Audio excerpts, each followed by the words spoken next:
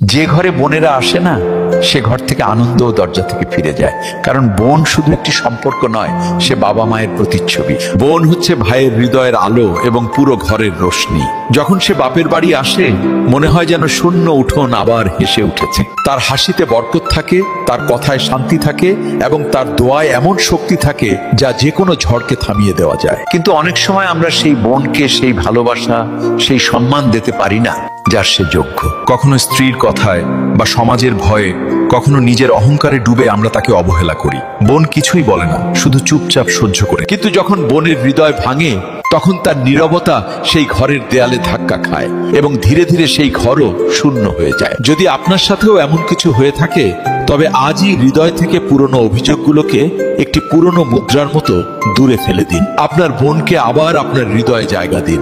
তারপর দেখবেন ৩-৪ মাসেরই মধ্যেই আপনার ঘর আবার হেসে উঠবে, সমস্ত আনন্দ ফিরে আসবে এবং আপনার হৃদয়ও শান্তি পাবে। একবার চেষ্টা করেই দেখুন, বোনের ভালোবাসায় সৃষ্টিকর্তার রহমত লুকিয়ে থাকে। আর যদি এই কথাগুলো আপনার কাছে সত্যি মনে হয়, তবে এই ভিডিও শেয়ার করুন, যাতে অন্য কোনো বোনও আবারও হাসতে পারে